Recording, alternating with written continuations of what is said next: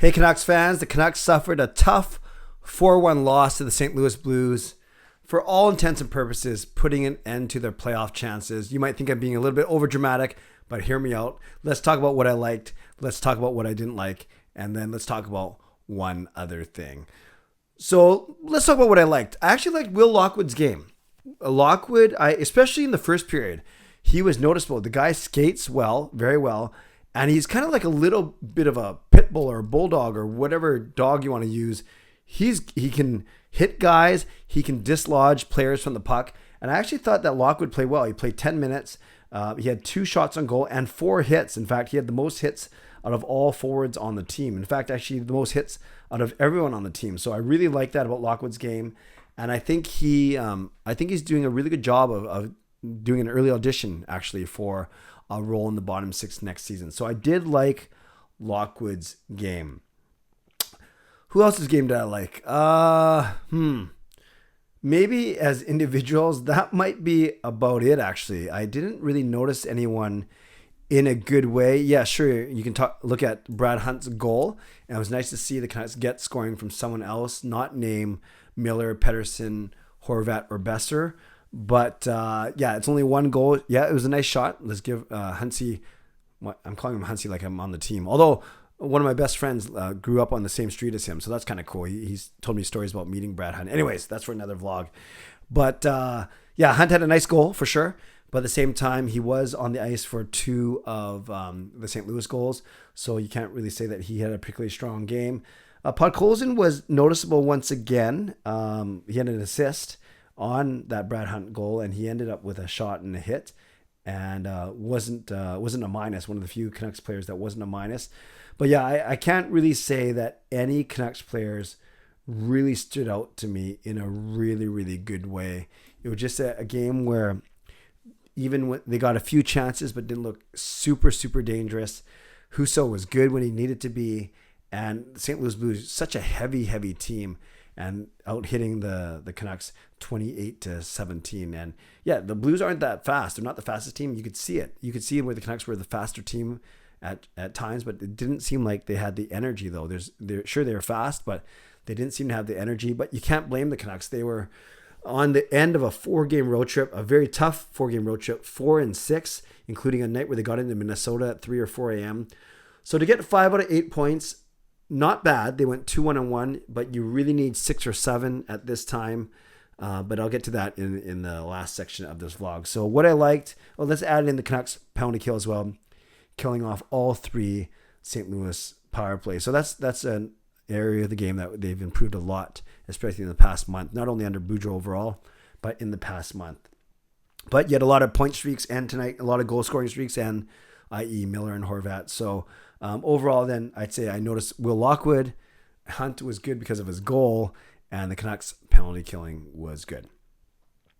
Things I didn't like. Let's go from a team perspective first. Power plays. The Canucks only went 0 for 2, and you want them to get a few more power plays opportunities. And then once they get the power plays, you want them to be good. And I remember the second one where it seemed like St. Louis was getting better chances shorthanded than the Canucks were getting, and they could have really used a goal there. Didn't like the start to the third period, obviously, when Tarasenko scores just 49 seconds in. You really want to start off that third period well. You're only down 2-0. You score next, it's 2-1. It's anyone's game. But instead now it's a 3-0 deficit. Pretty much game over at that point. I didn't think Horvat had a particularly strong game, not just because he was a -1, but he only had 2 shots on goal and no hits. And it's something that my brother Jason brought up at my meetup, and I would love to get your feedback on this, is he says Horvat's a great player, a good player, but my brother said that Horvat is very opportunistic in that he takes advantage of the scoring chances he gets, especially in the bumper or off of turnovers, and that's a good thing. And he might be a really good leader. But my brother Jason says, and I'm going to say I have to agree with him as I watched him tonight, that Horvat doesn't necessarily process the game well. I'm not saying he doesn't have a good hockey IQ, but it might not be as strong as, say, a Petey or a Hughes or a Miller. And you just see that a lot of times Horvat has a shoot-first mentality. Maybe another way of saying he's not a playmaker, but maybe it's a bit of both. Maybe he doesn't process the game incredibly well, and he's not the best playmaker. So I remember at least twice on power plays. I think one on each power play where he had a chance to make a play from the bumper, and instead he took a pretty low percentage shot. I think one went wide and one got blocked. But those are kind of things where you like Horvat to take an extra second and make a pass. Now, he does have that nice outside in move, that toe drag move, and he's got a good release on his shot, and he's quite good on breakaways. So, and you guys know that he's my favorite current player of the Canucks. But it was an interesting comment that my brother made about him not processing the game extremely well, and I can't say I disagree. And maybe I was watching Horvat with a bit more of a critical eye after my brother brought that to my attention. Of course, Miller, Garland, and Pearson, they struggled as a line. They were on the ice for 3 of the St. Louis goals. Well, 2 of them for sure, the second and the third, and then a bunch of them were on the ice for the empty netter, which you can't really fault. But definitely the second goal by the Blues and the third goal, they were on the ice. And that was a tough one too, because overall the third period, the early goal was the backbreaker where basically Miller lost sight of Tarasenko in front of the net. And Miller, I'll give him credit. He owned up to it in the post game. He basically said that he's got to play better, and that he lost sight of Tarasenko for a second, which it truly was. Then Buchnevich did that really nice pass. Tarasenko takes the first shot, then it bounces weirdly off of Halak, off of Miller, and then back to Tarasenko. Then in the goal before that, which was the end of the first period, the one that made it 2-0. It wasn't Miller's fault, but it was a horrible Garland giveaway. Actually, I want to talk about this because the one thing about the Canucks is they dug themselves so big of a hole.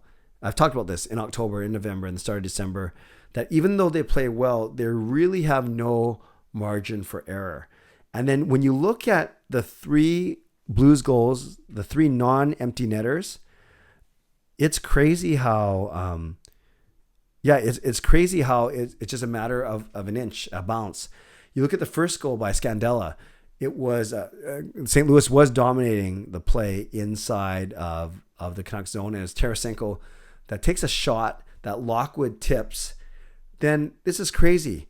It goes up off of Halak's shoulder, then hits the knob of Halak's stick, then hits the crossbar, and then it hits Scandella's body as he bowled his way into the crease. So off of Tarasenko's stick, it hit 4 things: Lockwood's stick, Halak's shoulder, Halak's stick, crossbar, and then off of Scandella. That's just a weird chain of events. The second goal by Perron, it was the 2-on-1. That was a pretty bad play by Garland. You could tell Garland was trying really hard, but he didn't have the best first period. Sure, he skates around and he looks good, but he took that penalty, that unnecessary tripping penalty. Granted, St. Louis didn't score in it. And then shortly after that, he did a really bad giveaway that caught Dermott up so there's a 2-on-1 on Hunt. And then Barbashev to Perron with a really nice pass. And then Perron puts it in the net. Perron's a good goal scorer. But that was an inch or 2 either way. And then Garland doesn't give up that puck, but he's got to make a better play. And then the third goal, the one I talked about Miller at the start of the third period, that one is a one-timer by Tarasenko that actually was going wide to the corner, but Halak tried to save it. And Halak, by sticking a stick out, actually put it back to Tarasenko. But before it got to Tarasenko, Miller took a swipe at it and actually went off Miller's stick. And then Tarasenko was able to put it in one motion, which was a great skill play by Tarasenko. But again, it was aided by a Miller deflection. And even before that, it was Halak. It's not his fault. He's instinctually stopping the puck, but that puck was actually going wide. So you can see how, especially the first and third goals, it really is a matter of inches. It's really a matter of bounces. But the thing is, the Canucks, like I said so many times, their margin of error is so small that they simply can't afford these kind of mistakes or flukes or bounces or whatever you want to call it. You have to make your own luck as well. And St. Louis definitely dominated 2 of the 3 periods tonight, the first and third, and they were full value for the win. I'm not blaming the Canucks. I'm not upset at all. They battled valiantly on this tough road trip, getting 5 out of 8 points, going 2-1-1. But we have to be realistic. And I'm getting into my one other thing now. That this basically cooks the Canucks' playoff hopes. Because now, with 14 games remaining, they have to go 11-3. They have to go 11-3 for their final 14 games. And of those 14 games, it includes another date with the St. Louis Blues on Wednesday. It includes 3 games against Vegas, one of the teams that they're chasing, to be sure. It also includes games against Dallas again, Minnesota, Calgary, LA, and Edmonton. So all those teams are ahead. So of the 14 games remaining, let's see how many of them are against teams ahead of them in the standings. St. Louis, Vegas. 3 Vegas is crazy. Dallas, Minnesota, Calgary, LA, and Edmonton. What is that? So 9 of the remaining games are against teams that are higher in the standings than them, and the Canucks can only lose 3 of them outright to get to their 95, 96 point playoff bar. You guys know me. I'm as optimistic as they come. I'm as positive as they come. I'm as hopeful as they come.